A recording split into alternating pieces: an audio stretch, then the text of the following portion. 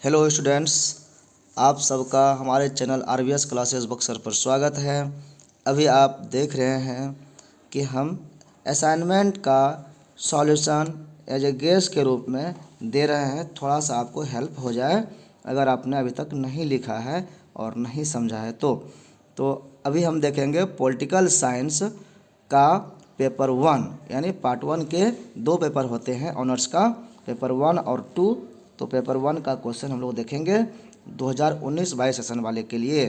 तो इसमें जो क्वेश्चन है दूसरा नंबर देखेंगे हम, राज्य की परिभाषा दें और इसके तत्वों की विवेचना करें। आप देखें कि define state and discuss it's elements. तो राज्य क्या है और उसका क्या कौन कौन सा आवश्यक तत्व हैं इसको बताना है। तो अब जैसे आप डालेंगे गूगल में तो आपको विकिपीडिया पर हिंदी में डालेंगे तो हिंदी वाला और इंग्लिश में डालेंगे तो इंग्लिश वाला आंसर आपको कुछ मिलेगा, उससे संबंधित परिचय मिलेगा। तो जैसे हमने डाला तो राज्य मिला। तो राज्य क्या है? एक परिचय कि राज्य उस संगठित इकाई को कहते हैं जो एक शासन यानी सरकार के अधीन हो। राज्य संप्रभुता संपन्न हो सकते हैं। इसके अलावा किसी शासकीय इकाई या उसके किसी प्रभाग को भी राज्य कहते हैं, जैसे भारत के प्रदेशों को भी राज्य कहते हैं। तो राज्य का 2 अर्थ हो गया यहाँ पर।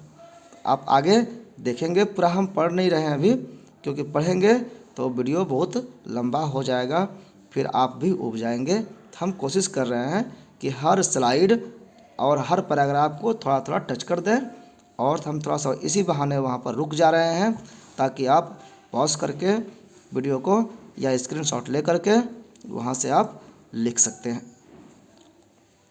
असाइनमेंट एक ही पेज में लिखना है, मतलब फर्स्ट पे एक पेज के एक साइड में लिखना है और फिर उसके बैक में नहीं लिखना है।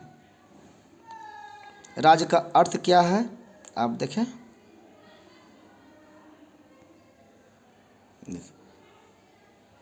थोड़ा सा इसको हाफ हाफ कर लेते हैं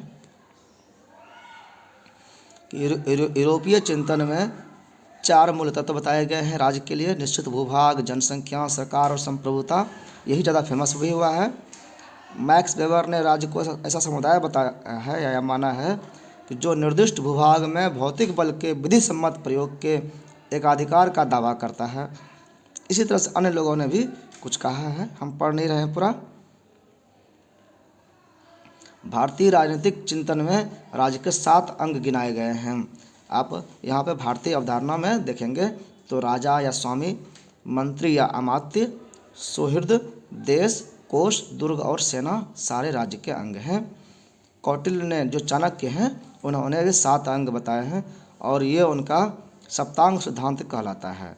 जैसे कि राजा है, अमात्य यानी मंत्री होता है, पुर यानी दुर्ग होता है, किला, कोष जो धन कोष है, दंड और मित्र, दंड न्यायपालिका हो सकता है, और मित्र उनके कौन कौन मित्र कोई होने चाहिए। राज्य का क्षेत्रफल बड़ा होता है, अर्थात बड़ा भूभाग से घिरा हुआ क्षेत्र होता है वो। तो राज्य की परिभाषा अन्य लोगों ने क्या क्या दिया है, आप वेस्टर्न जो विचारक हैं तो उनके आप थिंकर्स का यहाँ पर देखेंगे। जैसे अरस्तु है, उनका डिफिनेशन हम पढ़ेंगे नहीं, आप लिख लें। हॉलैंड के शब्दों में, हॉलैंड के अनुसार आप लिख सकते हैं ये। सिसरो के अनुसार, प्रोफेसर लाक्सी के अनुसार क्या कह रहे हैं ये आप वो लिख लें। ये तो आधुनिक काल के हुए सब विचारक। प्राचीन विचारकों के अनुसार राज्य का क्या अर्थ है वो आप यहाँ पर देखें। 2 लक्षण, जैसे कि यहाँ पर दिख रहा है कि प्रथम, राज्य व्यक्तियों का एक समुदाय है, और द्वितीय, राज्य व्यक्तियों के शुभ और लाभ के लिए निर्मित एक श्रेष्ठ समुदाय है। मतलब भलाई के लिए किया जाता है। अलग अलग यहाँ पर भी भावना देखेंगे आप। मध्ययुगीन क्या क्या परिभाषाएं हैं वो आप यहाँ पर देख रहे हैं इस पैराग्राफ में। वुडरो विल्सन का क्या कहना है वो देख रहे हैं आप। बंसावली बिलनसली का क्या कहना है वो देख रहे हैं।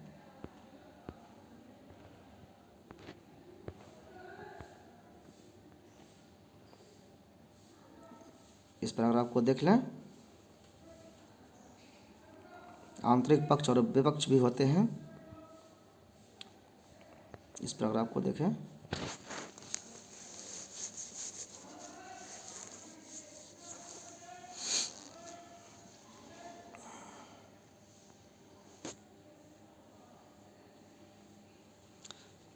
फिल्मोर और गार्नर का परिभाषा जो है ज़्यादा फेमस है।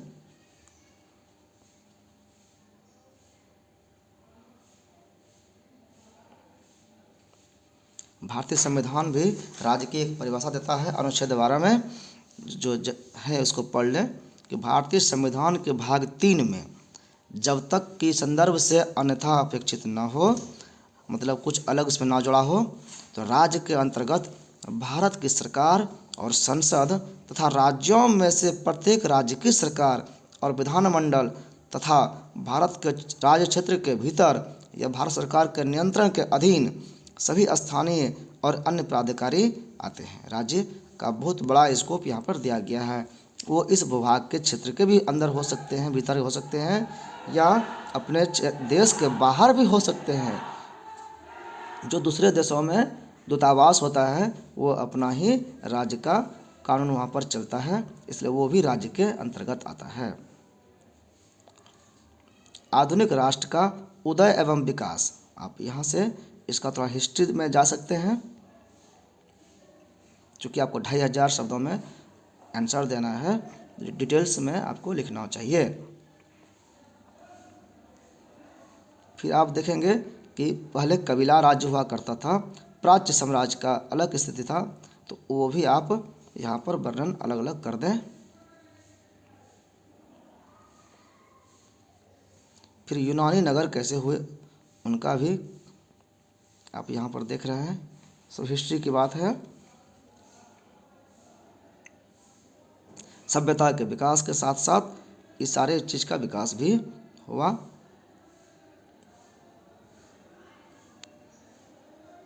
फिर नेक्स्ट पेज, सामंती राज्य,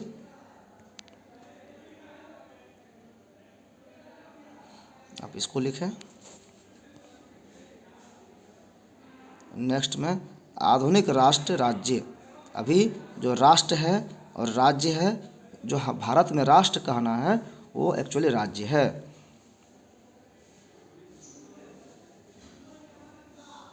फिर नेक्स्ट स्लाइड में आप देखेंगे और लोगों का राज्य की अवधारणा क्या है, थोड़ा अच्छा से भी दिया हुआ है, थोड़ा इसको दो पार्ट में देख लेते हैं। मैकियावेली की राज्य की क्या अवधारणा है।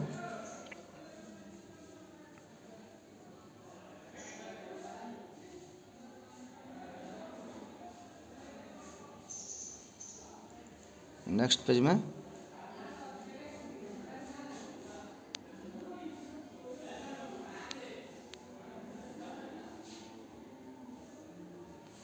तो इसको भी जूम कर देते हैं।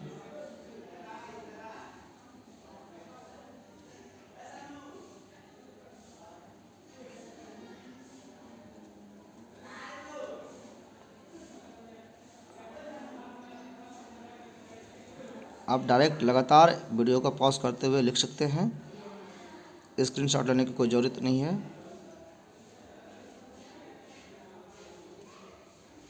हॉब्स की राज्य की अवधारणा क्या है, आप यहाँ पर देखें इस स्लाइड में।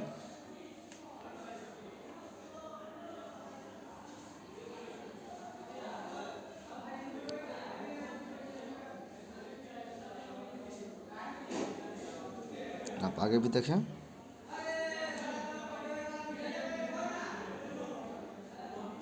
इसके आगे देखें।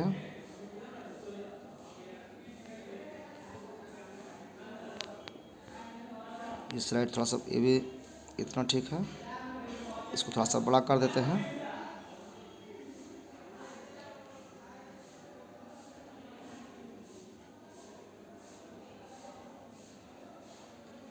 इसके आगे भी बढ़ा देते हैं।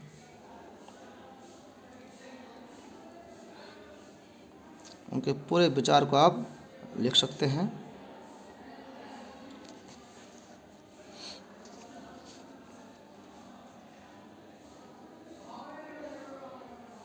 आप देखेंगे धर्म निजी मामला बता करके उनका भी बात किया गया है इसमें।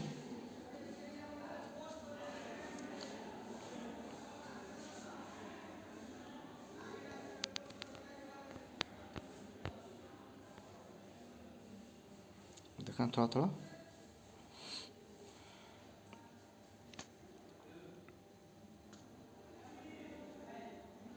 इसके बाद ये देखें,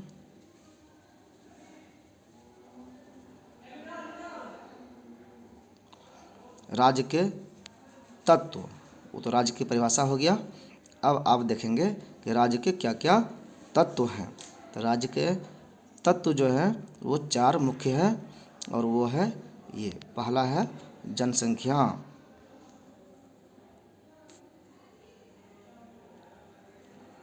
ये पहला तत्व है। आप इसको लिखेंगे,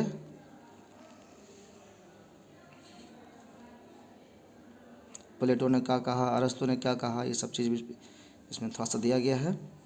निश्चित क्षेत्र या भूभाग होने चाहिए, इसको थोड़ा बड़ा कर देते हैं। टेरिटरी होनी चाहिए, पॉपुलेशन होनी चाहिए।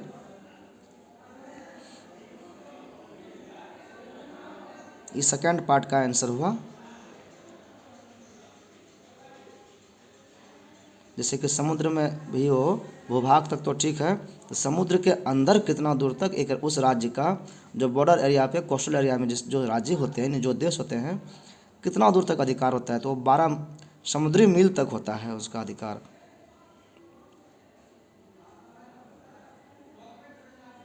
उसके साथ ही सरकार होनी चाहिए उसका अपना,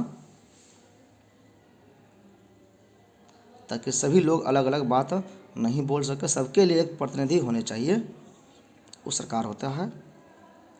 सरकार का कोई निश्चित रूप नहीं होता है, लेकिन ऐसा रूप हो जो सबको मान्य हो। चौथा और सबसे बड़ी बात है, चूँकि 3 वो पहले से हमारे यहाँ भी था, लेकिन चौथा संप्रभुता जो है, सॉवरेनिटी है, ये होनी सबसे आवश्यक है। अभी भारत के पास ये है, इसलिए भारत भी एक राज्य है। पहले ये भारत के पास नहीं था। संप्रभुता से क्या आशय है, ये आप यहाँ देखेंगे। इस पर कोई बंधन नहीं हो, वो स्वेच्छा से अपना निर्णय ले सके, ये संप्रभुता है। और हॉब्स, बेंथम, ऑस्टिन, हीगल, बहुत सारे वैज्ञानिक जो विद्वान हैं, उन्होंने इसको महत्वपूर्ण बताया है कि शरीर तो है, लेकिन उसमें प्राण, ये संप्रभुता ही है। तो इस तरह से ये आंसर कंप्लीट हुआ। आप सब लोग इससे लाभान्वित होंगे, इसी प्रत्याशा में ये वीडियो यहाँ पर कंप्लीट करते हैं। आप जाते जाते इस वीडियो को लाइक शेयर करें, और हमारे चैनल को सब्सक्राइब भी ज़रूर कर दें, और अन्य लोगों को भी, अपने दोस्तों मित्रों को भी आप ये शेयर करें कि हमारे चैनल को सब्सक्राइब करें, तो ताकि उनको यूजफुल जानकारियाँ मिल सके। Thank you.